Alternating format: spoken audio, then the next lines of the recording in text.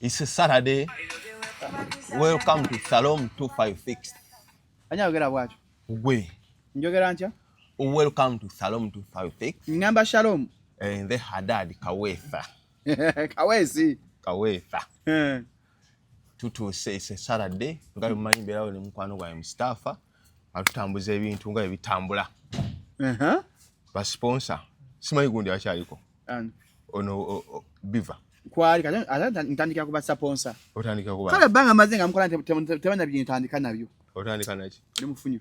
Welcome to Shalom 256 is happening with Tugamba. Kaswe kigambo it with a smile. Kaswe kigambo it is happening oli ku Shalom 256. Don't forget to subscribe button to subscribinga kindly. Gambo gabateka akadako kanyo so that you get notified each and every time that we upload. Yakava mu komera yakafunye simu. Bana wesi bakukomera. Ulinga go basiba omwaka. Wesi. Bikanya kasala mbambo tutegera. Kasala mbambi yogera. I've been saying that from when I call YouTube. Ebe komera. Yakava mu komera yakanda bokusosa. Net the experience ato ina mpya. Nati bade oli abiwulire. Nanti kati mbadde nkyogera Mustafa. Nga kati no senga batuka senga bakusalira. Ndoza wali batize erinnya lye komera. Senga laki bansalira nga nkoze eki. Era bakutwala kati bakutwala bati. Kati nga laki bansalira. Nze na bakutwala njagala bantwale. Bajja kutwala bage bagasana fairo je eri by the way. Anti nze ndi muzizi nzalize police sina maanyi gayo. Nina amaanyi awawe gali. Toina maanyi golina. Shalom nzo nkwata n'okoma kunze. Nkulayirira ekyo. Ensona ne kulabirako. Zomo wange jali atansabira. Abafe lafa. Banzo kwate benkanya bafe maanyi. Mama wa maanyi haile powerful. Masal. Gendo guzema tu. Mama omusawo muganda. Asala busazi. Ngata kusaliranga. Nene bonyiza. Ngata kusaliranga butafuna. Era bwe nagenda ndi Shalom bamukutte. Yanga atu abantu someddwa Shalom bamute. Baada era kankosa msano. Shalom tasata banange. Kati mama wange talaba TikTok. Era yagira abantu nkola naawe. Era bwe nagenda ngati yanga ati Shalom bamukutte. Ngamba nanga tusabire Katonda. Edwa Shalom ate. Shalom bamute. Kalwaki mama tasala YouTube channel yo. Ebadde ki? Tuwagira wange ko video mungere. Anti wajange ko video mbuza. Netiro nagibaddeko. Tuwajange ko video mungere ko bulango. Nabye ya channel chaliwo nenda jabe ya lubalusewa. Mustafa kyakoze Shalom nani? Twalekedde bulamu. Mu mwayiga emitwe. Mu mwalete ensonga ezo. Neshe gamba.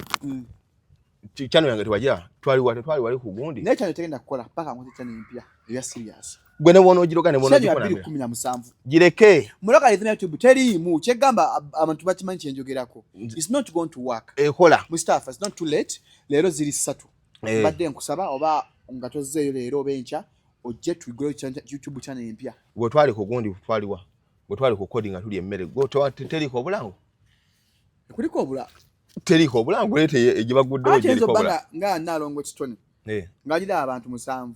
Ye n'abakozi be. And there is cash from beyond. Kati ate bonteekako. Kyegamba teri ko bulango. Kuliko obulango. Kike tukoleya ku YouTube. Ofuna sente. Mbuuza. Ani running account yo Mustafa? Yinze.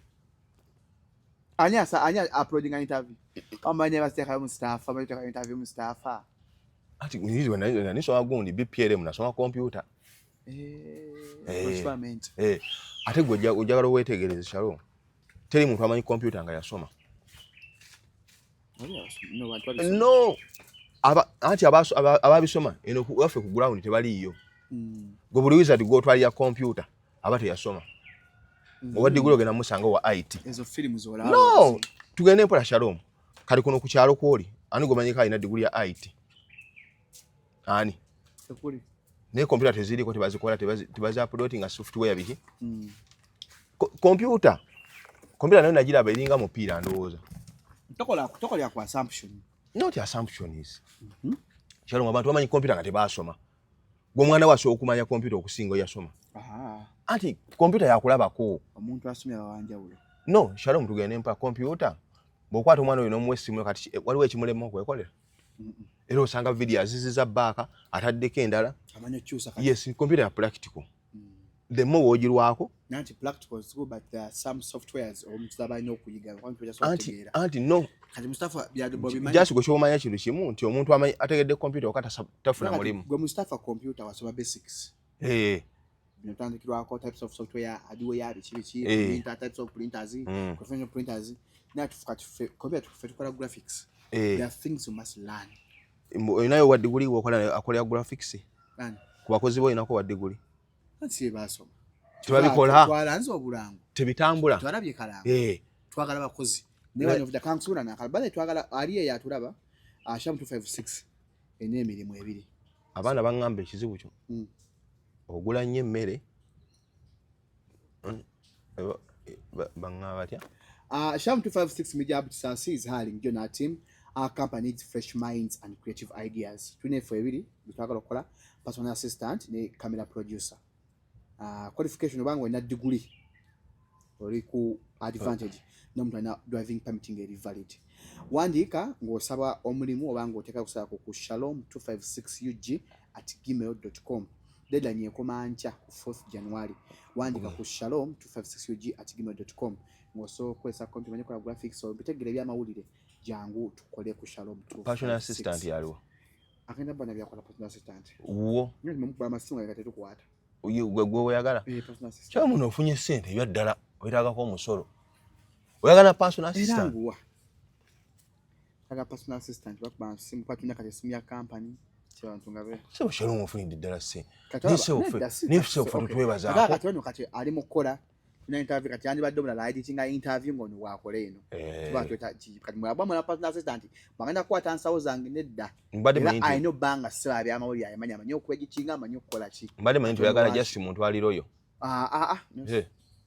you don't have to be if you're working to me just be to your job because wetukwa job description but tuzo katani kokola sawa 3 nalo omuntu kala kusawe omuntu muwuli enti asula omuntu yakamu area wait ne wait njagala omuntu no omuntu tuna accommodation it's apartment number accommodation weri ya bwerere one of the byogenda ofuna benefits kwa 256 to kwegatta gwamanyi onaba nabantu bo oleta mugumba gwabimanyi so bannange twamazeko omwaka ne Mustafa twatanye kukola ne Mustafa ndala gwa kusatu otwamu naye tutamuja tukoze bulungi nnyo tumazeko omwaka nga mutulabanga mulaba Mustafa mwebale kwagala Mustafa ata munango wandoga ne wonkola ebye byenkanawa nakakola kibichi bingi taka Mustafa ne shwanjo osigamba abantu kibi bisina ibi nali nkokoze anti ya katonda sikuta nona ndi chanta nina buzibu ki but I'm a lovely soul ate wesudi yanno no I'm a lovely soul nafa anti nange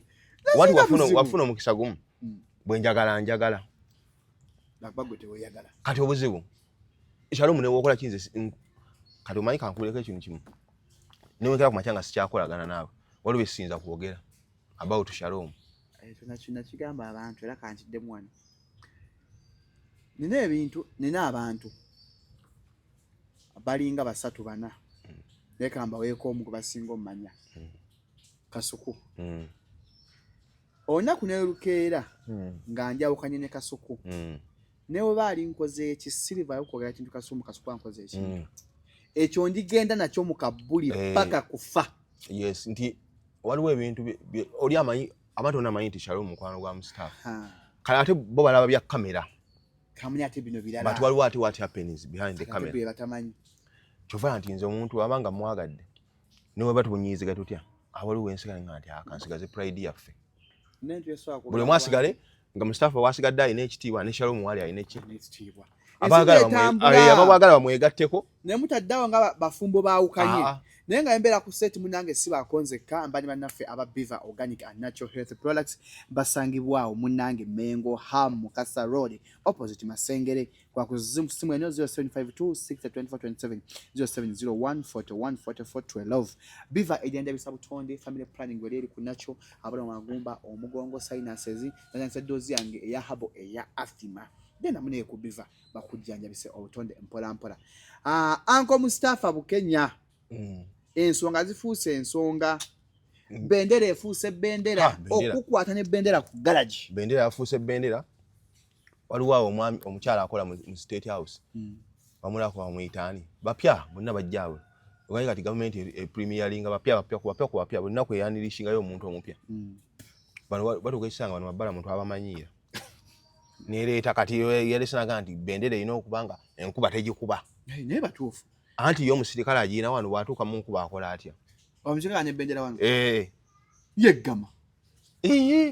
Tubayitako ne ku piki ng'empewo efuuwa bendera. Enfuufu ng'efuuwa bendera. Ng'eziri wano. Shalom. Ate tebalina bambala gambuutu singa ogamba kulinnya piki. Gambuutu aba ali mu field. Gambuutu sijja balwa z'enjovu. Omanyi tumanyi bintu by'Abaganda. Enjovu ogimanyi elephantiasis. Anti bw'olwa mu boots olwala enjovu. Abasirikale. Kati bo bendera nejo nagira wa president nga era sigira bakambundi ambuleera. Ng'empewo egifuuwa bambi. Omusana gujoocha bendera ya Uganda. Waliwo abantu abogera Shalom ne bagamba nti wabali bayimiddewo. Bendera ne banaagigaana abantu. Waliwo kati bendera batandise ogisimba ku bizimbe. Nga kino ekikyo. Ntawo bendera. N'osigako bendera.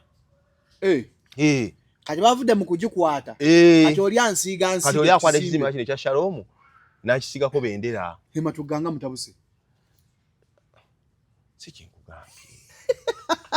Oginika. Ebyo binnuma. Ni ku nsonga za ggwanga. Njagala okwebaza abatuuze b'e Matugga. Nkugambye abantu. Nanki ab'e Matugga. Shalom. Kyegambye ompulira buli kyegambye. Abantu b'e Matugga. Nkugambye abantu batandise gisiga ku biki? Nga onokwata ennyumba nti eno ya Shalom n'otandika okuzingako ki? Bendera. Kati abantu bavudde okukwata obukwasi bendera. Kati bagisiga ku agisiga busizi. Batera siga mmotoka oli akwate emmotoka. Era kati wetulaga. Asigeko Uganda flag. Nti abantu batidde nnyo.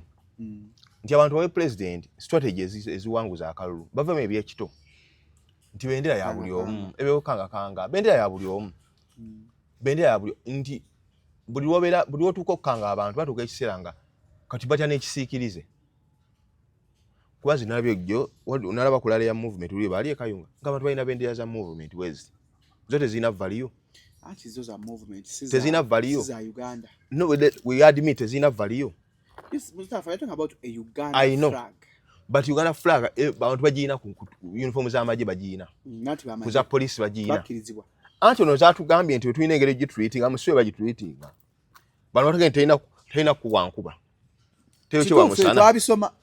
Tayina kuwa muki? Nati teyo wamusana abalimbi. Kuba esiba mukasana. Anti tugamba kati president buli wabeera ebeerawo ya NRM ne ya Uganda. Sigira banko waggulu ambuleera. Era enkuba wejja yavaawo ambuleera nekola ki? Awo woterumwa. Abantu bandigambye akwanti ndowooza mulimu abantu abali mu government nga nabo baagala egwe. Abantu badde ku basics ezaddala. Ezinoonya akalulu. Nti oli lwakwanti obeera omukulembeze ndo waliwo information etakutuukako. Etuuka. Naye lwaki? Kyengenda kanku example. There's a video I watched Afande. Afande.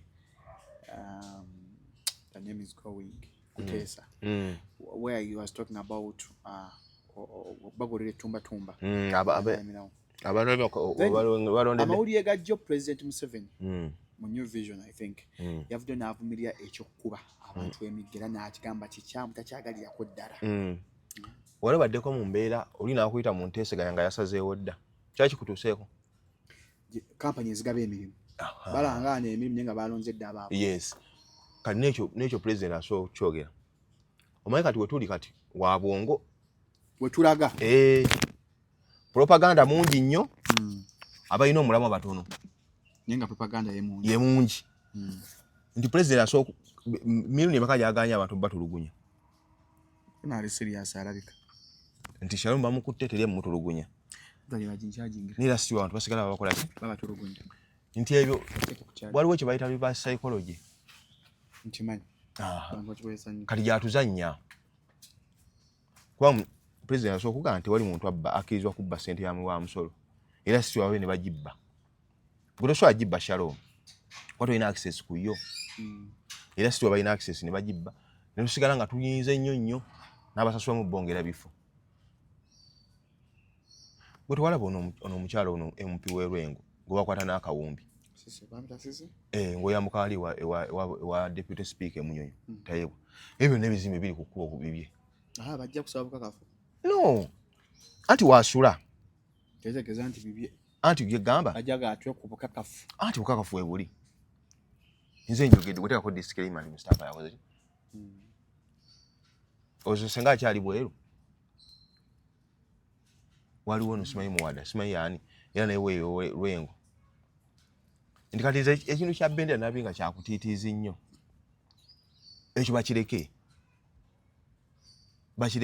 ndikiringa okugamba okugoba abantu we balondedde lishamu otugamba nti government erina obuwagizi okay let us admit government erina obuki era yesinga abalonzi abangi nti bwe tugamba nti buli alonzi asigale wakoze ki kitegeeza gwogenda osigazaawo abangi wa government okitegedde technically otugambi gwosinza abantu abaki era akalulu ogenda kukuba bukubi bwe tugamba nti buli alonzi asigale walondedde why do you fear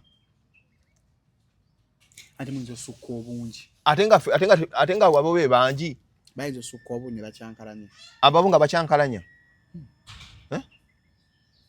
there can be that possibility ekyo tekisoboka nti bano ababalira gavumenti bagibalira ebintu ebikola ki ebituufu wedda kalwana wansi akanga biri babawulira anti masala mbanja bakuwulira ng'ogya fe nkyegamba nti nkyegamba okitegedde tuntunuulira otyo kigambo kitegedde bulungi bwatukola interview saga byakunjolonga aba toyagala byakwogera mazima nakyo kiŋŋamba nasaga byakunjolonga anti kiŋŋamba soogera bwentyo ogoyogera oti nga bwenjogera soogera bwentyo gamba shi ndoza ga fi manyi nga biwulikika fe tubitegeera abantu bo interview nagenda pa kusaawa emu tukola kika 12 anti nedda lwakujolonganye ne channel kumwogeza bubi ngambye nti gamba shi kyomudeka 12 kakati Mustafa kamulekera interview kwa kyayagala kati soogera mazima mbireke saagala onjolonge sikujolo in the first place kati Shalom nze yakutonda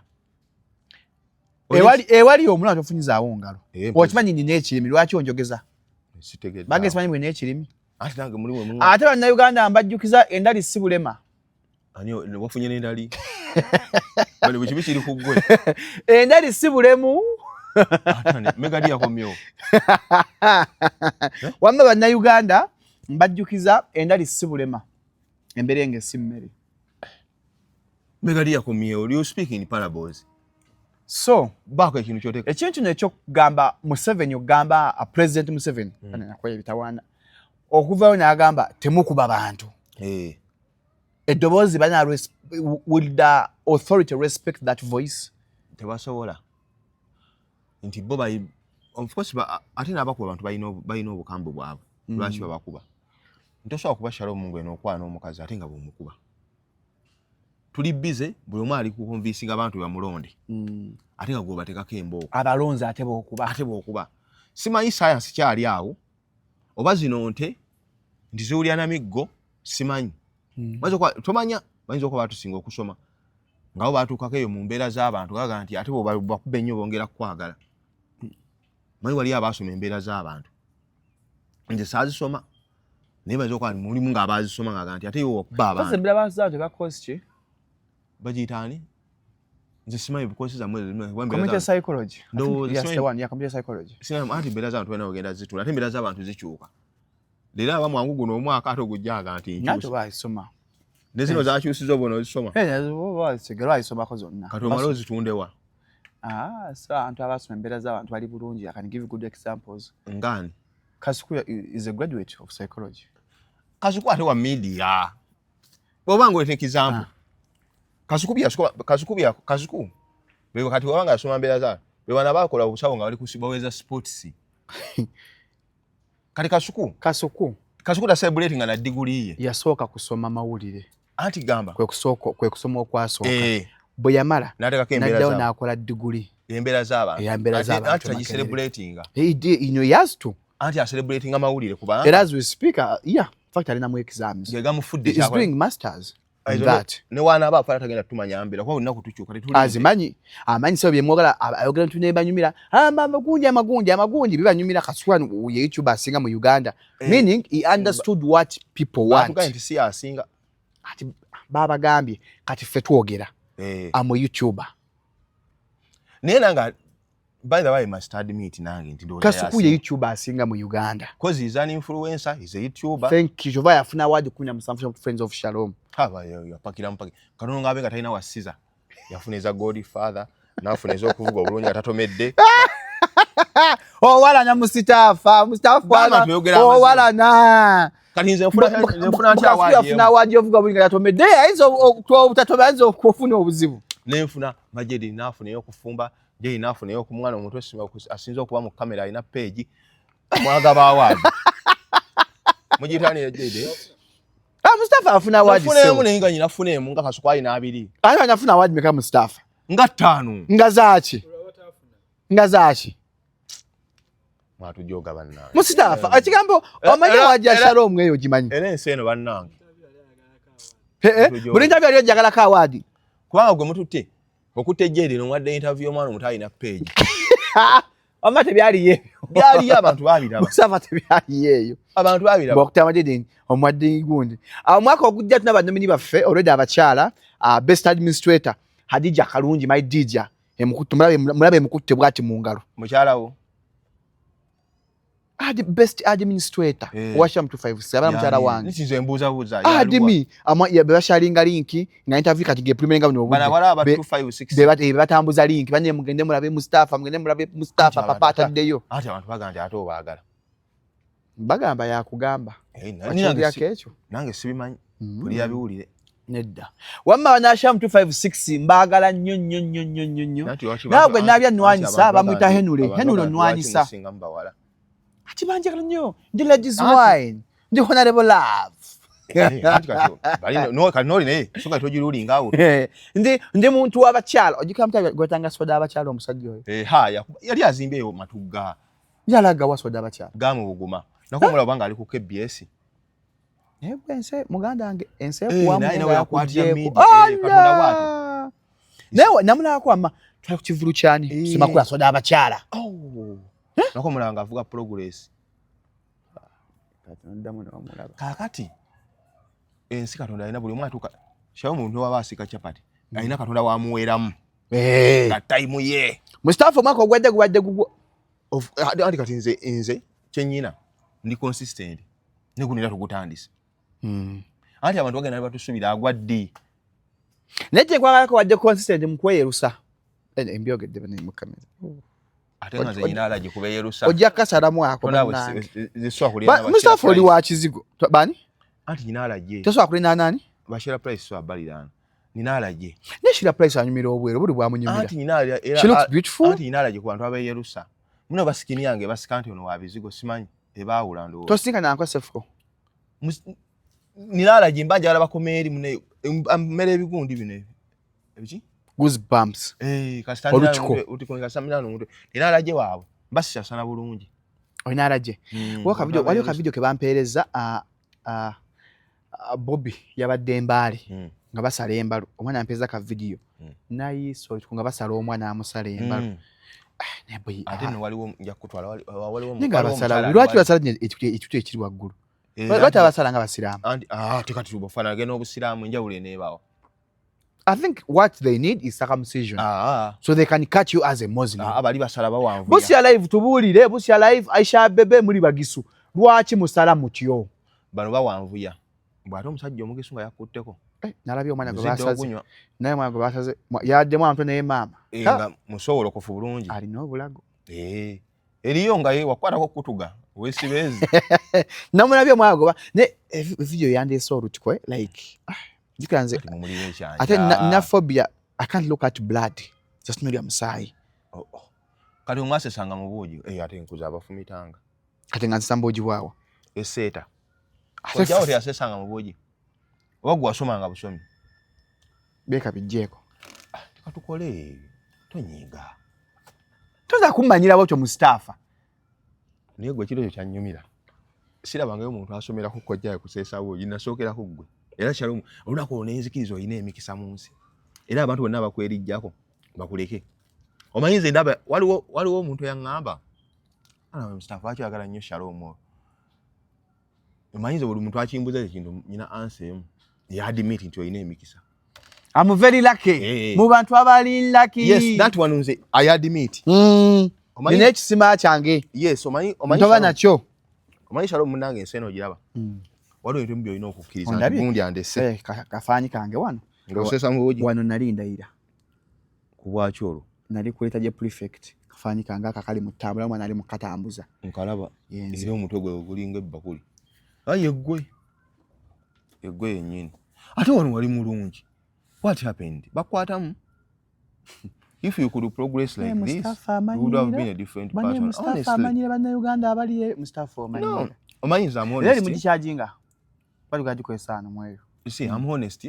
Here, you are looking handsome and promising. But I don't know what happened on the way. Kuliko? Chichi, bakwatamu. Nali muto. Okay, gye weeyongera n'ebizibu. Ate wano mbadde nga nti wayita siggo weegulira emmere, kati wano gwe weegulira emmere. Mulungi nga ndi muto. Kati kiba kuki?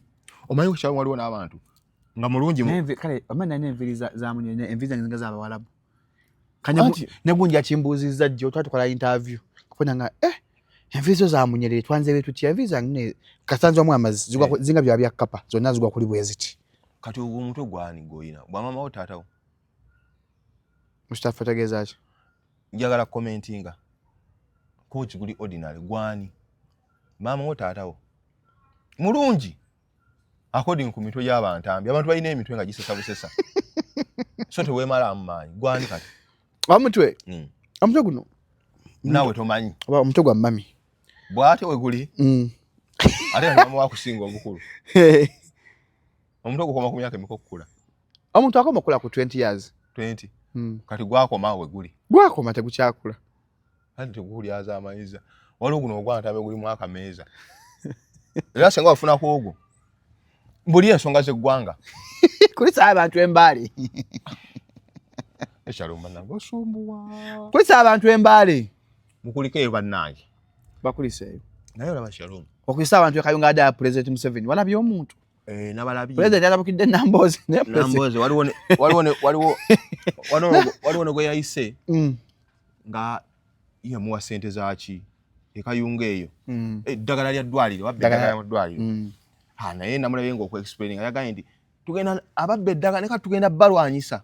President yamugambye nti eddagala lyo liraga waabani ababba eddagala. Titwakwatayo omu. Nawo n'aswitchinga n'agamba naye kati tugenda kubalwanyisa. Ne gavumenti eno erimu obubisha. Tebaamukutte.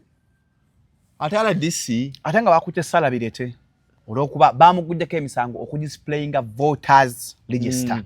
Y'abalonzi. Paka tewali amuvunaana. Tali complainant. Tewali. Ajja kujja. Anti gwa kya mpreparing. It is Uganda versus. Anka tovinga kateri amuvunaana ogenda okudda mu kooti nga baabaleesedde akuvunaana. Kati bakyamubriefinga mu agenda okuvunaana. Tokiwa kye bakola gundi. Deni lobwa sava. Ne family bagiyita bateese. Gamu buguma. Yagenda ovaayo nga family eteesezza. Aba komisa n'amugamba kati munnange nze sikulinaako buzibu. Sinza kusiba naye etteeka. Etteeka lifuuse etteeka. Etteeka lifuuse etteeka. Etteeka lyo nnyumba ya Nabboy. Ate etteeka lijooga omunafu. Ate mu nseno kati yali yami bwemu abe n'amaanyi. Nnyo. Lwakuba tekisoboka. Buli omu yandibaddeko n'amaanyi. Waliwo omuntu olaba nga bakujooga bunafu bwennyini. Bakutte bujega. Bakutte bujega bwavu. Bwavu otamanya. Bazadde butamanyika mu nsi. Kati kyalo kati gwe abaana bakoleredde. Kati abaana bantu bakumanyi. Bajedi bajja kulaba bamanyi. Tata bwe nalinga yasama ku YouTube. Naye omuntu obanga toyina mu nsi. Tata bwe yali akola ki? Owa YouTube. Naye omuntu olaba mu nsi nga toyina muntu akumanyi Shalom. Ensi ekumanyaabonya. Ensi ekumanyiira. N'atasaanidde. Waliwo bannawoomerwa embona otunonuka kati woona amaanyi agajjawo agakusiba. N'otunye omuntu akuwooninga nti Mustafa ngenda kukusiba. N'okumuloga obulozi osobola. Ajokkiriza mudogo gw'omusiraamu yagwe Mustafa Bukenya. Nalyo weeriri. So embeera bwetabanguka ogaayo emwanyi waliwo omuntu akujooga nga byonna biremye. Omukolimidde bigaanyi. Tosobola kumulopa tebasobola mumukwata. Tosobola kugenda mu ssabo. Tosobola kugenda mu ssabo. Naffe tetugenda mu ssabo. Ate walogerawa. Atuyina abantu waffe awalala nedduwa tusoma. Wali edduwa eroga. Baseka gye bali abaloga. Kyalo enyino nedda wano. Bino ne bidda wano. Nedda. Twamulaba oli gwe bateeka susu wano. Ebya video naawe eva mu kyesusu Mustafa you graduate. Tuwamulaba? You graduate. Kiki ekyaliwo? Bamukuleetere. Ali busy. Bage bamukuleetere. Ali busy. Ebyatima omuntu yalemedde munne nga badde beeya ne alemeramu. Shalom tasobola? Mustafa, that's biology. Gana this symptom muscles. Zisobola okuba naye teriba ddogo. Shalom. Naye anti mpuliriza. Waliwo okusoma okukoma eddogo gye liri. Si wakanya ddogo. Naye nze so agenda musomo ngenze kulaga muntu ngansi. Anti gwe tosobola. N'eddogo likwaki? Other factors constant. Eddogo gye liri. Bible egamba teri ddogo eri Isirayiri. Ino si Isirayiri. Anti bwe buzibu bwo. Ndi mu Isirayiri. Ndi kika kironde. Anti mpuliriza. Mwana gwe. Fulu bantu bakulu sha mfetula byensi. Gwe toli mu Isirayiri. Ulisei mubuuza mutya. Shalom. Ero geraga 256. Nibe sibi ababuuza. No. Mu Isirayiri babuuza shalom. Chechi. Ye shalom chechi. In first place, shalom chechi. Bicho manye Mustafa nento bitegeera. Shalom means hello. Means peace. Kati sigena kuddamu kuyita shalom. Nga mwe mugamba salamu alaikum. Genda oli akayimba kwa mtajayimba. Shalom alaikum. Akauli akayimba ko. Salamu alaikum si shalom alaikum. Ngambye kayimba shalom alaikum. Shalom means peace. Anti kati yegwe and hello. It's a greeting. Baga mu church, shalom brothers and sisters. Tochuli ankecho. Nchuli yegwe hello. Nito chawu tabanna. Muna danzo mteleza bulungi sibitegeera. Gwe hello. Nze nchuse erinnya ati gwe hello.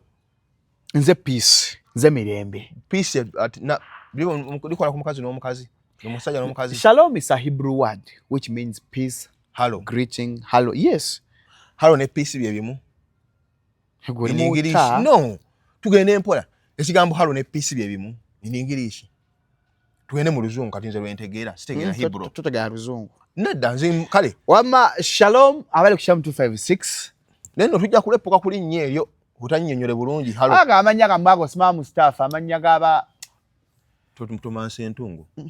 Agaba sire. Mina tebakyagatuma. The name is outdated. Like your name is too outdated. It's too old. Mustafa. Amanya gaba Simadam. Inze. Kijja gamba amanya gaba gune. Mustafa abera obusajja nga bu. Sero ate awunda boli person. Omuntu omuviirayo. Otabuse. Omuntu omuviirayo. Mugamba oli nemba. Ka emba. Wasetting ebintu y'abantu bwatu babimpita. Mustafa Mumba concert. Omwaka guno nga 25 October tuli ku Dalenas Kawanda. Friends of Mustafa. Tukulangira. Tolanga bireke. Nanga byakamanyiro bireke yakufuna abalanga. So mu October ono tulina ekivulu kya Mustafa. Yakwa signing akaba. Libandange. Ekivulu kyajja ku Bebe Cool list. Ate nga kya success. Kala neke nyinyi taliiko. Bebe Cool. Ayi nambe. Luyimba ki? Black the Chains album. Tugamba luyimba. Yaba kati nibo be yalonze babadde bayina album. Nigo omusajja oyo Katonda yamukola. Omusajja oyo mwagalako ekintu eki. Olumu akuuma ekigambo ekiyagana okuva ku movement. Kyokka kye mwagalako oba muvuma ate ngera n'endowooza yegyegwa. Kubanga ye walonda ye album ate bana bala n'abalonda nnyimba. Does it make sense? Ye yalonze album namba. Black the Chains. Banne n'abalonda nnyimba. Namulabaawo ng'ajja n'ebigatto binene biti. Ajja avudda mu motoka ebigatto n'ajja n'engatto.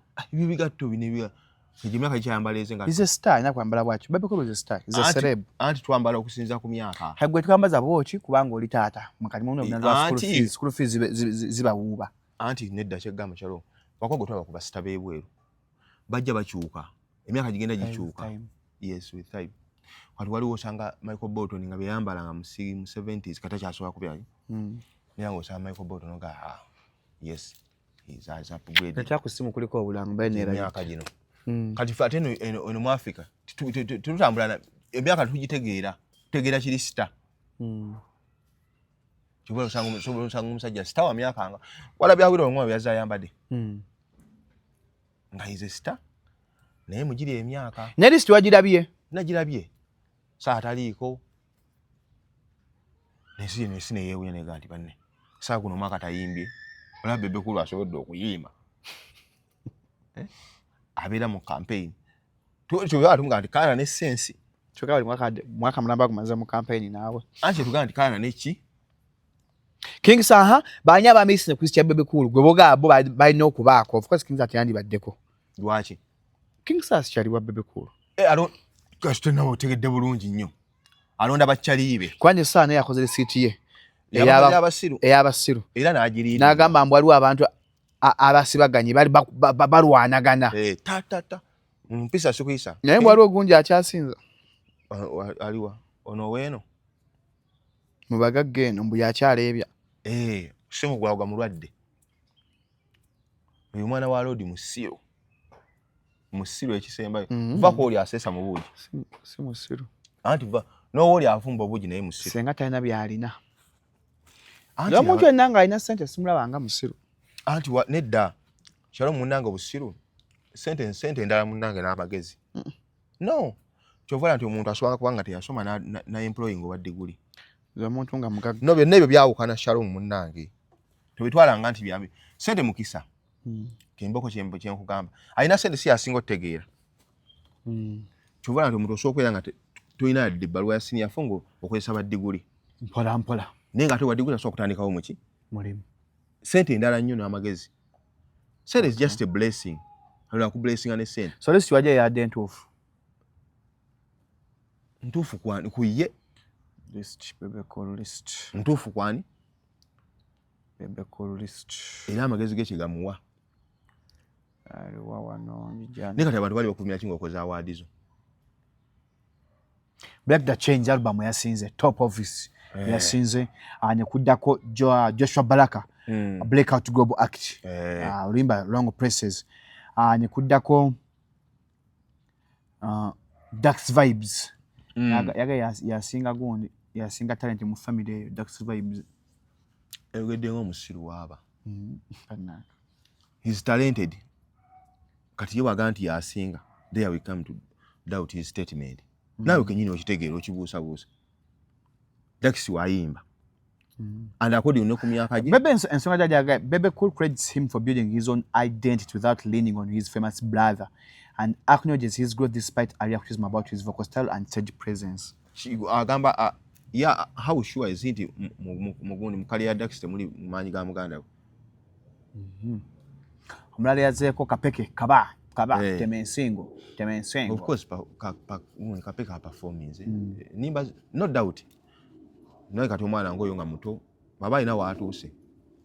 Nyakudako Lydia Jasmine one and only album akudako final cheche avinka lala kaliwo kano byonna biwulire kwako Luigi Uncle Chumi I'm happy. Congratulations Uncle Chumi omaja can't erayo. I'm very happy for Uncle Chumi. Uncle Chumi amidst gundi zonna challenge. Uncle Chumi yatuguzaawo mwaka bokutte gobba they call me Chumi demonstrative uncle nakadda again amidst challenges zonna wabanga asobola kuba kati bo akkiriza mu oyo musajja. Eda Uncle Chumi ye wakabi Uncle Chumi yakugambye mpuliriza ndeka submission ya kati kale gwencha nkukyaziza Uncle Chumi akoze buli nnyo mwaka oguwedde era I'm happy for her. Nanti nange gambye simuyinaako buzibu kozi yakkiriza mu bye bakola ki era wabanga aliko yo list Uncle dema komi Chumi ngana fe olaba bwe wawadi batuvuma ninga fe tuzikiririzaamu kati nange kye gambye nti nga yakkiriza mu awadi ezo. Nagamba Shiba Kalungi anzuba atana hit ne olwokubanga akomyeyo comeback namuyozayoza Trace Melon agawa kabineta nakamba kamanyika kungi ka Trace Melon kano atige kana kaiba ka Trace Melon ne yagala tubuleka kuba confident bakaita batako kakkana oyimba olima lugenda mu 2 million aswaza kuswala mu kamera no olima lugenda mu 2 million kera ku YouTube kebera wala wale break the chain izwalo olimbo lwenkana gwe bannange nedda Shalom genda ku YouTube nchaya kutale kuri site so genda ku YouTube. Other notable collaborations Kapati Alenskin and Naxi. It was a nice one. Akaimba akajasa wakatunda line yemu yasingo nyuma akapande kasoma maji kubanga wasomye maji. It was a nice one. Akapande wasomye bubi. It was nice. Wanula. It was a very good one. Then we had Sododo, the part of Latinam. Yanza nyisa mazina get Sododo. It's also nice when people are dancing over it. Awo nasimubi. Ewanta budda noka misoro boka. Msholo Boka ndoza Consolation wako yafiira taata we. Nando Love remix Alowooza ki? Anti odira muno nobalabala muntu was it a consolation or is it what? Abagala okulanga naffe ku Shalom 256 YouTube channel no tutwaniriza obulango ku 07 tulanga basawo baganda 0705 271973. Banjuriza munaffe aba Ideal Sneak Care aboze engato baziripyalinga baziza mu size engato nga yagazi obanga yafunde bagitereza abatyako ne sole zonna ate nga batunga n'engato boza n'engato ate bakimanya engato wonna woboli boza carpets ez'omu ngato batunda n'obugwa basangibwa Kyali Wajja Road opposite Prime Petrol Station era bakimanya engato okuva ewaka era ne bazikola ne delivery kuba ku 0770523 920 0770 523920 kandi demo ya Ideal Sneak Care 0770 523920 beba Ideal Sneak Care kyabajjala bakozesa engato obulungi ennyo dala mu staff onakulanja ku Sunday Godfather agenda ku interview nga President Museveni it's a blessing by an achievement. Tajja atisaba nga njagala sinkanya musajja mukuba oluseke kati kankubula ekintu kyonna leave alone if abale ebyo mu maaso for any person okumiringa Museveni it's an achievement no doubt. Okay. Buli muntu alina amagezi nti Kasuku he deserved it to be honest. Amanga bonna abantu abali ku TikTok swa TikTok mukama wange wachi wa YouTube journalist and the YouTuber kati omugenda biteeka wa ku TikTok kuki ku YouTube tebigenda kuba ku TikTok live erencha President Museveni agenda back ku Sunday Nation live encha agenda back live ku Sunday Nation fena aba tetuli ku Sunday Nation tugenda ba naye ne Kasuku imwe nze ngenda bano wano tukolera kakati yagenda tuwa feeding ali it's an achievement. He has worked for it. Chovola abono munayomba. Teri ayomba. Waliwo ayomba gotunaba ku views kugundi yani videos ezo. Dunia ayomba. Ka video yako jakatera y'abantu. Aganti inze mutabani wa mirundi. Mwali nganguze ne suuti. Le suuti abadde yagiguze. Bino menjogera bibye. Totya wakusiba. Suuti it wasn't a guarantee.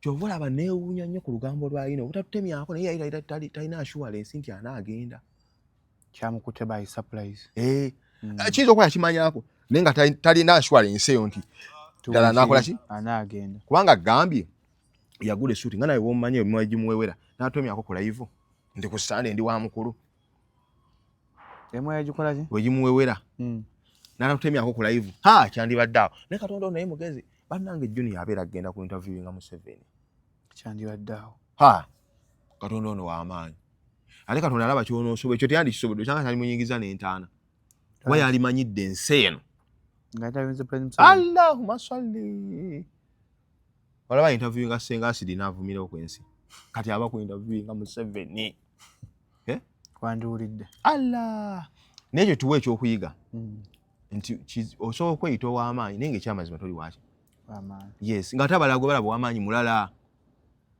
balonze bulonzi no Shalom kino tekyabadde kupinga ati random no tebakulimba badde balaba credentials z'omuntu ne impact gy'alina mu society kyenyinza okugamba jako ebintu byo nga twogera biki ebyoteekako mpuliriza gwe bonze ndi awo mpuliriza gwe byogera mbadde nkunyonnyola nti kino tekyabadde kupinga ati random tekabadde kalulu no badde batunuulira impact gy'olina mu society how influential are you before calling you to judge with judge. Yes. Nti ono omwana osobola okweyita ow'amaanyi naye ate taata we yali ow'amaanyi kyovola ne waba omanyi Shalom nze omuntu yenna mala kuwulira statement zo z'okoze mpulidde statement ya Junior agamba nze mutabani wa mirundi ne mumpisa we mutyo tagamba nti ye ku maanyi g'ayina n'agamba olaba nze mutabani wa mirundi mumpisizza we mutyo naye aligambye nze Tamale Junior ne mumpisa we mutyo okitegedde nti ffe tutunula nnyo omuntu byayogedde statement ye kenyini gyakoze eki gyayogedde naye kenyini akimanyi nti amaanyi tagenkanya na Kasuku era ekyamazima bifuya tujjaji nga bintu bino biri fair nga ekyamazima on this one babadde fair Kasuku talina omulatinga ku junior when it comes to social media toyina bibuzo tuyagala Kasuku abuuze president avaako ddi Kasuku yeekaze bwati nankwadde ayagala sente ali man oriented kali bamubriefinze byalina okubuuza bambuli ate buuza ebibuzo by'abantu nga ye ndala Kasuku emiyaga naye jjajja ovaako ddi otuta ddi nyala kimubuuze kale Kasuku oyo tasobola oyo tasobola era agenda kudali jjajja tukwagalanye ate ebinnyo tokkafe ebizibu byaffe ate eki kyalo mufe ebizibu byaffe birala mwana kyenyinza okukugamba oyo fala singa asobola otubuulizayo ebibuuzo byaffe nobimupikamu booti Shalom oli godfather wange anti singa asobola otubuulizayo ebibuuzo singa tubisobola bimpikamu nomubuuza nti jjajja ovaako ddi kwekyagala abuuze president Museveni bwana gamba lwavaako ojo weesimbewo atutegeke kyemuze sinza obuteesimbawo naye ate nyina byenjagaliza bakole ki ekibawaatiro ebyobugagga byo enamenyesa okugulu nyanja ekibawaatiro anyakuba enkoko zange wano bannaye zirye yanyekoze nokogga kati onayagala gikola kino ya mikolo enkoko zange njaga nnyo ziraako oba ozitwalako eri faamu ye erimu embuzi ebbiri Mbanjulira Shea Bus asangibwa Mukono Sonde mwabalina ebizibu ngono byayogeddeko nga tolina kukyusa ddiini tolina kufuuka musamize genda kusomere ku dduwa ku 0782 36 75 99 oba 0752 74 3583 jampa obuntu obeko obunootinga genda wa Shea Bus Mukono asomere dduwa business tebitambula bulungi olina amajinga gwa ku nnyumba olina ebintu ebibi olina emisango mu kkooti nga ffe kuba ku 0782 36 75 99 oba 0752 74 3583 asangibwa Mukono Sonde ebizibu byeyongedde mu nsi abo ne bakyawa ne Katonda abantu abaagala Katonda kati bamusudde muguluka oli musiraamu Swaba Kasumba abadde musiraamu nno olowooza nsonga ki ezamuviiddeko ssuulawo Allah oba obuyisiraamu okudda eri bwavu with summary yagambye mbu mwavu anti kati okuva bamusiba yukira ategese ebivulu biganye mwagaana okujjamu abasana namwe ne muli bazibu bamusibye ate obusiraamu bulina ebugambira nti welabanga embeera okunyigiriza nnyo ddi embizi kati yalidde embizi obusiraamu bukyogera tyolanga bwakiri obulamu bugenda lya otaasa obuki obulamu kati Kasumba yalidde embizi kyovola nze sinnamunenya nga sinnayogerako naye omanyi Shalom obwavu buzibu obwavu buki obwavu butusazisaawo ebintu byetutandisazeewo nebukwagaza gwotandiyagadde nebukugatta negwe butandi kugasse naye nekyamazima nogaa ti kati obono yandinsanze wasenga nyinamu obuyambi kati bambi obwavu ebizibu bigenda mbitu ate ayinamu awo nemabega walwaddemu ndowooza ne bamuyamba abasawo nti ebiseera ebisinga omuntu kati agezaako okusaidinga ne saidi esaidinko yejjajja aligaweesa simanyi bamweyana yenyinamabula teririiko muziro bamweyana si lubaale mpewo teriziko tezibola nti Kasumba ebizibu bikusukkako obungi era nze sinnamunenya munnange kubanga obusiraamu nti Katonda alungamya gwayagadde nakyamya gwabakoze sinnamunenya Kasumba nti njagala njogereko naye one on one omanye ensonga ze kubanga ensonga ziyinza okuba nga z'amaanyi ku ffe ng'ekyamuza okuffe tewali yamubeererawo kati bano baguze omwoyo gwe bayinza okuba bamuyamba mu bulwadde wano bamusibidde omusajja ayimba ndayira amaaso ga Mungu serikyusa ddiini naye nenyimba yagala ebimba yammwe mukole ki no tebirina kyo biyamba nti nze amina mama amina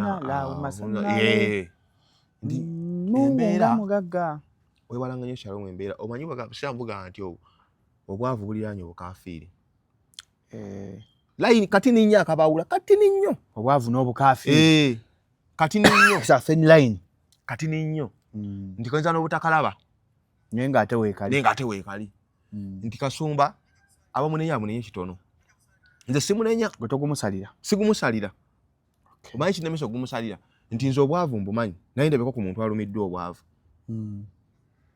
nali mbaddeko mu mbeera ne ndaba omuntu nga ekyamazima tewali akuyamba kyekiri kye wanyigira ng'oli mu kkomera nti ne gwe wali osuubira okujja takoze eki ani gwe nali nsuubira gwe nagamba waliwo bye wali osuubira baani yava ku bigambo nkugamba Kasumba nti waliwo omuntu w'otuukayo n'olowooza nti gundi anannyamba ekyamazima ng'okirina mu mutima nti Shalom ajja kunnyamba ogenda okulaba all of a sudden ng'ali busy bintu bimukutte ate nga kya bulijjo bikwata abantu here and there nikati olaba onazze nga tobadde tomusuubira naawe nno bw'osaidinga ne saidi effe twewuunya kitono abakubadde close nti senga oyogera naawe tabadde close ne Kasumba asobola okuga nti abadde alina disappointments here and there financially bamusibye kivulu kifulopinze okubanga oli mwavu kyokujja ku ddiini nova Katonda manyi obeera mwavu alina kukoowola Katonda agabirya naawe akuwe kisoboka anti Shalom omuntu waliwo waasala ng'alaba embeera tekyuka naga ne kati nfaaki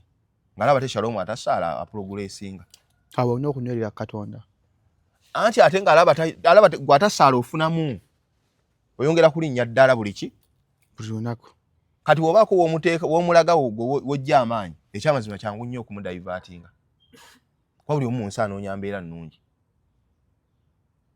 buli omu anoonya ki mbeera nnungi nti alaba nga ye Katonda amuliddemu olukwe alaba asaala eswala 5 tewali kikyuka asiiba ennaku enjeru tewali kikyuka tajuudi abaako asaala layiri ng'alaba tewali kikola ki solatu layiri yeeryo eno ey'ekiro twazuukanga ku 10 awo n'osaala kisola sima tajuudi wetaagadde kati musoma omupya jate kati n'obusiraamu wabuvaamu mbadde nali musiraamu waliko omusiraamu eddi wasomeranga esseeta nga ndi musiraamu eddi tiwasoma seeta seeta ly'abasiraamu ng'awo oli musiraamu ani yabigamba nali musiraamu bannange nze obbi mu bakwano bange aba bakulimba ate sina obbi nga mukwano gwo kati wakanyenze nindi bulamu anti nina oboloosa okwetabako ebigambo I've never been a Muslim kyegamba gwe malwaki nayita Hadadi malwaki manyi nali yetuuma ddi kunagamu teririiko katomala gwogera by'otamanyi kyembuuza kunagamu teririiko nakoze Deadpool ngenda lissaako koze Deadpool naliteekako kati mbadde gamba ndi Kasumba amunenye ki kitono ebizibu bisukka byamususseeko otegese ekivulu kifulopinze gwe oli mu kkomera tolina yadde 10 ne waasula ayinza okuba mpaawo kati bamusuubiza nti tugenda kukuwayo wali essabo webakemu mwe ku masabo kubaako obuyumbayumba obwo kati asula mu ssabo gundi Swaba Kasumba ate alina essabo liririddawo era asula mu ssabo bamugambye yakala bajjajja kati naye aliko empewo naye agenda masabo mwine ennaku anti okuyiiya amangu ago yafuuse jjajja bamuwadde ekikoofiira kiti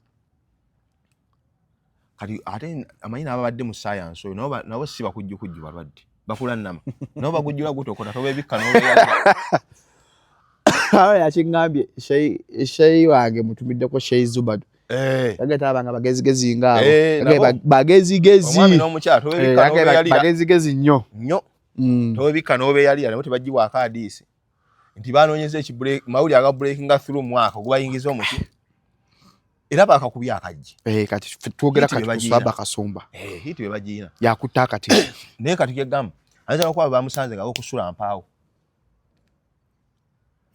ati obunaku Shalom teri muntu asobola kusala okuva mu ddiini nga si munaku nga si bizibu eba ekkoze eki era ekirowoozo kijja ddi oga nti okyuse eddiini ng'embeera yeetambula bulungi okulokoka anti era omuntu alokoka mbeera no Shalom teri muntu alina ssente gwesobola kukyusa ddiini ekyaibeti waliwo omumbejja yalina amasole yakyusako ku ddiini naddako mu Protestant naddako ne mu Bukatuliki naye olwova esadeni yamala era naddayo mu Protestant bwe yalimu ebyo nabe nabikozesa muntu mwavu Shalom teri muntu alina kati Shalom kiki kyekutagasa okukyusa eddiini essaawa zino mbwetaavu ki bw'olina ku ddiini bambulidde ekituufu anti banaakusanga wa Shalom olina bba mu 7th day ani akusanga akunnyonnyola ebyekisiru alikusanga ddi nzo bandi mukuba mu you ever busy shooting abuli enjiri n'omuwa obudde ng'ali ati aleekaana nga ne watumuyitako n'oyambusa endabirwamu nanti mukuwa obudde muva obuzibu era mwe mwaviiridde era munno nankyukakyuka Isima Lubega ova n'agamba mbu enkuuka yaddemu ebirumira. Enkuuka yabadde erumira nnyo Shalom tyali kalimba. Ati nze nali yakunyumiza waliyo? Kozi oli bodyguard wa King Sam tunyumize. Whatever you may term it. Bugambe naliyo. Naliyo nga Kabaka bamugoba. Kabaka ndamugalo akamba ready. Oti. Ne bamukwata bujega. Kubanga Palaso yayimbira mu ready ne Nina Rose. Buba amala kwennyonnyolako. Kabaka bamukwata bujega bamukwata nga omanyi nti amateeka nnyumba ya Nabbubi. Kale yasalawo kunyweza ani? Kabako. Ninga gundi Palaso yayimbira mu bimyufu. Ne Nina Rose nayimbira mu biki? Bimyufu. Naye enkuuka yo yonooneka kituufu. Anti abasirikale basinga abantu obungi. Abasirikale? Anti Abe Mukibi oyimba akuli wali. Abula kuba na buzindawo naye n'abugira bw'ati. Toyimba kino. Anti kati ennyimba z'abantu bagenda tuuka ebiseera baze editing ng'ogenda mu nkuuka. Abba abeera wali. Emisinda ati iba na enseno sente tumaze. Omuntu nale mwana okuto n'amazima tagategeera. Abbe abeera wali ng'adduka emisinda ati. Abula kukwata buli kigambo muyimbi kyayogera. Abeera ati ku stage. We bateekamu oluyimba lwo. Misinda ati Shalom akali mukatta. Anti enkuuka gundi wete creation ng'etaddemu sente. Kutumira kwali wali okusinga abayimbi obungi. Tutumidde gundi ow'egindi. Tutumidde afande gundi. Tutumidde kopolo gundi. Okutumira kwali wali ng'okusobola. Nkuuka nkusinga abayimbi obungi. Tutumiddeko gundi. Tutumiddeko gundi. Janti MTN gundi yakikiridde. Janti yolese creation tete. Janti jeno gundi yamukikidde. Ng'opapulanga list ekiringa kitabo kiraba black book. Abokutumira. Banne basajja mwagadde se. Ekiye menga. Bajja kuba emigo binentamento ko byasala. Bajja kuba emigo gye Mustafa. Ati ze kugamba ebituufu bye kugamba nakola ki? Bijje kunzi ali mu nkuuka. Okutumira kwali kungi. Nga kusinga abayimbi obungi. Afande gindi tukutumiddeko. Afande gindi atikiridde Shalom. Ngundi omuwandiisi wono ow'ekyama. Ono mukubi wono owe nga tazze. Abantu okutumira kwali wali. Omuyimbi ng'ayimba ennyimba ezi. N'atumira. Anene dda guno omwaka 2026 olina okuwaana omugaggawo. Kiva Sheigugwa. Ennaku notakyava ku live yage temujja kumufuna. Gugwa. Kozi ambassador. Sifuna kyali ambassador omusajja. Akyali. Omusajja ayogera ebigambo. N'obusiraamu abwerabidde. Ani musajja musiraamu? Si musiraamu. Musiraamu sasa kimujjako. Anti omusiraamu Shalom omusiraamu manya nti embeera ekyuka. Oyo ku basiraamu be basibye. Kyangwa waliwo ebintu byetwogeza amazima. Va ku bino ebyokuwaniza nti ojjeyo akasente. Naye nga twogeza ki? Oyo ku basiraamu be basibye. Yandibadde si yafulumya ezo statement. Sente? Nga otegedde ate sente bagenda muziika nayo. Bajja muziika. Anti omusajja mukulu Shalom. Muziika mama yagamba senga siwagira president bino nandi bijewa. Mulaba ennyumba amakiribona. Anti yatugenda senga siwagira president amange teyandifudde. Kyeyandiyogedde. Nene wabakimanyi bameka abalesa amayumba Shalom. Bangi. Kati kuno gwadikali ngwe osobola okugula ku kyalo n'okulaga ennyumba z'abagenzi nga ziringa 2. Onnanga baafa. Nti yali yagundi yali yagundi. Yali permanent secretary wa health yali wenankani. Nti ensi waliwo otuukanga tugifunyeemu. Shalom nze kinjagaza abanabufuzi b'e Kenya. Banabufuzi b'e Kenya abba n'atuuka n'aleka. Kivaako. Kati kankoli. Ati eno abeeno kimunaza kubba kabbuli. Kati ku myaka gy'alina kuba alabye gavumenti esukka 3. Alabye ku Amini ng'avaako. Akyali myaka 5. Aleka n'alabye ya Museveni. Oyo? Ate embanze nga yina. Olwo ate ye. Ozeze emyaka 5? Like for real? 50? Simanyi oli musiro. Nina 5. Bakusala mwaka ki? Nina emyaka 5. Bakusala mwaka ki nanti? Gwogere nga tumaze kulowooza. Sinze yeza, mama wange. Ayogera omwaka gwe bakusala Mustafa. Mama wange simu 0753. Nkuga nyina emyaka 5. Yogera omwaka gwe bakuzaala. Kyaka namba ya mama wo. 0753. Tojogera nnyo.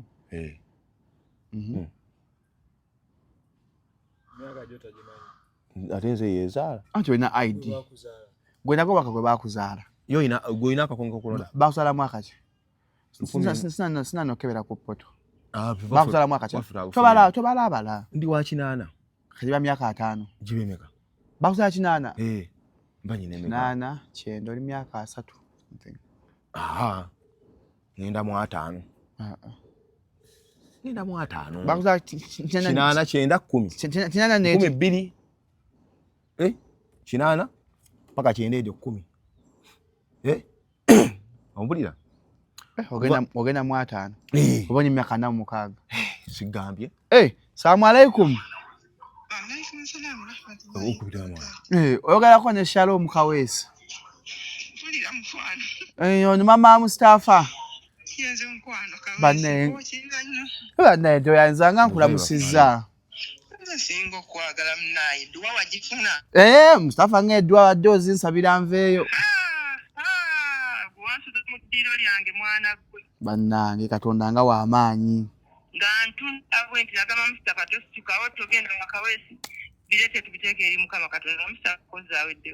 mule Allah yakkiriza Allah ajyanukula maama nze oli kabenga namusibye nze mnegayira Katonda tebabukwakulize bonna nagenda okuwulira ng'ekikyala kyogera nti bajjamu si bakomewo okukalabe ku baana b'ennaku 2 neŋŋamba tekisoboka kuyinza bwa Katonda neŋŋamba alina okugayo omwana w'abandi alina okugayibwa mbadde wano nga Mustafa ali mu kunnimba mbw alina emyaka 5 ne mugampa ennamba ya maamawo Mustafa nze nafuluma ku ssomero mu 88 Mustafa wa 89 birthday Mustafa etuuse January 17 tukusonda eki Mustafa wa 89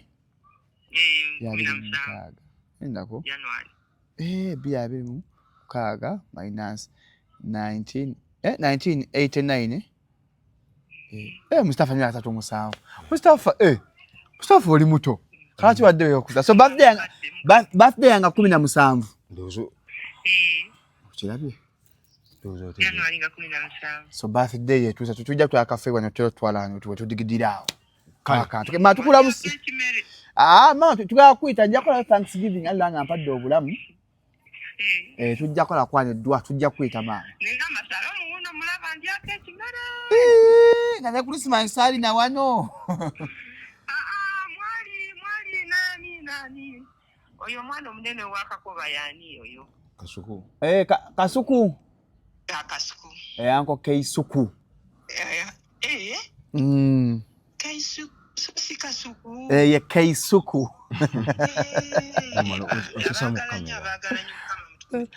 Ambi tusaba Mukama Katonda babalaba batika abana baffe makumira abasembizi wala nnyo amina ate mujja bayitako okulobeza bwa Katonda yatutonda amina mujja bayitako watali bukwakulizo bonna amina tusaba Mukama Katonda abalabe bonna n'abamasa amabi abateeke wala bambi ononya akawogo kammwe mirembe ate temuddamu kutya mu kkubo na buli wamu Allah y'ow'amaanyi mutambule nga bwe mwagala omutambudde ekiro omutambudde emisana Katonda waali amina mama kale mama tukulamusizzaako nayanziza Kaweesi munnange beera ebbebi oyo gweyagala ennyo mundabire kale bambi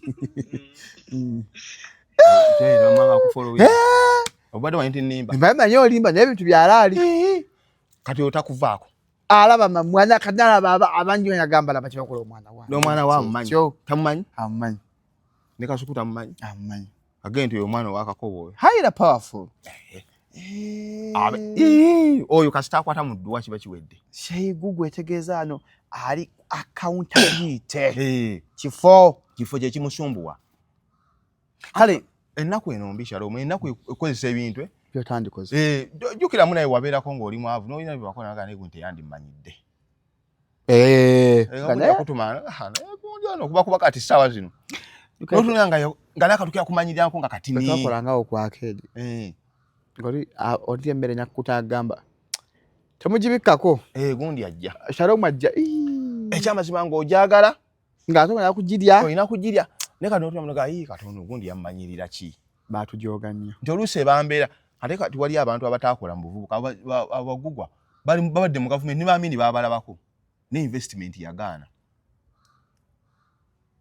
egugwa si mukulu nnyo kati mwenkana Shalom kati gwe kankuwulira asinga ali myaka nga anti bantu batono nnyo abakozesa emyaka gyabwe abantu abasinga investment erema kyovola nti batono tunuulira no gavumenti bangi abagivuddemu nga bawummudde naye nga tukyasobola nakumuwulira kati kyalina na budde bwogera nti investing yakola ki kyekividdeko abakadde okulumba abaana abato nga wala pulima okulumba wenyu wa mami ate Pulima naye yatutabudde ensonga yena yatutabudde ndabanga n'ekibawula kinene nnyo Shalom Pulima gwayinza okuba nga akuzaala bagenda okuvumemba anti wulira bagenda okuvumemba anti buli kimu kyalina ordinary mweru anti kati kusiba ssente wakola video nga tali mu filter emu bweti but she's looking beautiful anti mu filter gwe musaye ko live bwato nali musanze ko live ngafana ati kwa buli kyalina ordinary mweru buli kyalina ki gwe uyateyo video kale yemu nga tali mu filter wali gwali omusanzeyo Pulima Kadash agiteye mbwete weze dakika 5 nga tali mu filter ujja kudduka no she's not that bad ati gwe bolowooza ati yakulanga abasajja n'emimwa gyennyini gy'abasajja Pulima gwe kwabe ateyo video emu nga tali mu filter gwotunule wa nawe omusingo obutwanga wakola kisaazi tomumanyi Mustafa twetambudde bulungi tetunnakuva ku gundi ku script tukyali tuti nkugaye tewete twaba wakula kisaazi weekulira otyo mina yake nyinyi omusinga kuba mukati huyo toli mu filter tutolabikako nali kati joke ate yakula bwati ate je mimwa nkola eyo abantu ba complaining Katonda najijjawo je mimwa wejita eya Pulima nga ji reflecting kyoli munda banange kati abantu bagikowa ntagala nnyo mutuke ko atotegedde ddala kikyakola ki noba surprise dio kitegeera mutava manyi ndi mulwadde fenna bwe tutyo fenna tuli ku ddagala onsesa tuli bwomu gwewuze gyolwaliro obeerayo bwomu senge dwaliro teryagwadda nti abantu ba complaining eri Katonda abantu basaba ngama yagenda nti asaba abantu basaba nti Katonda ejemwa gikyuseeko anti ngo oli amanya kyoli nga tanna kutuukako byogero bijjawa anje byogero bijjawa tizimbeera z'abantu twazisoma ne Kasuku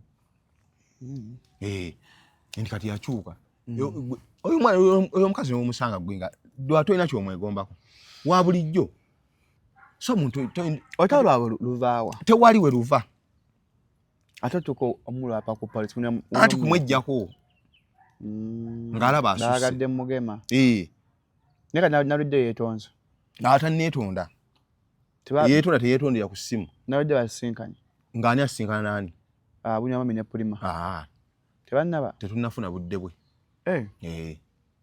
okay tewali nsonga etusisinkanya bwe yali atuvuma nga teyakuba ku ssimu ng'avuma wino oyo mwana muto Shalom omuntu katolina memorandum of understanding na mu bulamu bwe let him or her be okujja kuffe bana abantu abali mweno saka yaffe ey'abantu abangi naye oli wabanga akola ebye nga beeka ali ku kamera ye nga tolina memorandum of understanding naye muleka akole ki akole byakola njawo gapu nene nyeri wakati wawe ne Pulima tumaliriza kubanga Pulima ebya relationship tabimanyi nako yali afumbiddwako ati ne bimulema gwe yafumbira yamalizanga musudde eddalu na buli muntu bamwenyumiriza mwe naye yuwa kisirani gono yagala omuntu n'agwa eddalu kifeeti byakulimba ebyo byange nze mbyogera I want you to be objective sagala obere oba ngamba mbeere wa mazima not person yes you're supposed to be truthful naye mwe mba nimbyo nga nti akyo wayiriza Mustafa yogera ebintu eby'amazima njagala nnyo tubeere ku bintu ebyalaali ekyo tekigenda kuvaawo gwe bweyagala omuntu n'agwa eddalu Shalom what comes next era nga ffe tukwongera abaana baffe gw'olinamu omwana agudde eddalu nga gwe okyagibwako adisi ku relationship oba olina ekisiraani kyo dimbye ontereezaamu ne batansiba simanye ebyeddalu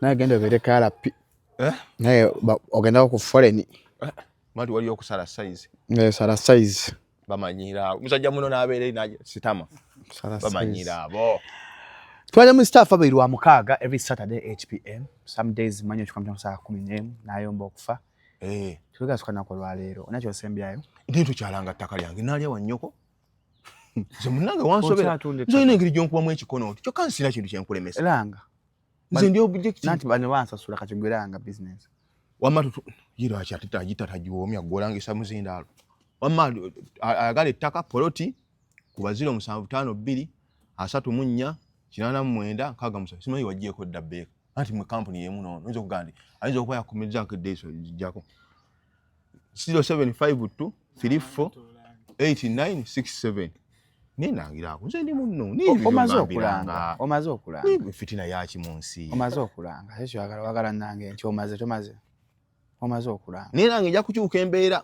omaze okulanga kubanga nze ebyo mbikola bulungi nga 17 eyo bayite eduluddawo bayite ate yange nze abayita bayite jukira gwe byokwasa magonsinga mobilization gosinga jako dinako sewanya nagaye mutumireko ayagala gwe omutumira sonya nayan isiwanya nawo oli we Dubai sewanya na Jania shalom bambi yampeza message bambi kasela ampereza aswanya na Jania ankwagala nnyo bambi anampeza nabyenda ashimina maso shalom musingo obukulu sagala okole bwoti shalom oli mwana mtosho so swanya na Jania nkutumide konyo era asaba kuli kwagala ku Mustafa Kwesiva shalom akwagala nnyo atasinga gwe anjagala nnyo ati gwe yakwesonyiwa anti nkaddi yenze era kumbwa kali so swanya na Jania I will love you so much about Sham 256 n'abana Sham 256 mbagala nnyo musibe bulungi mweraba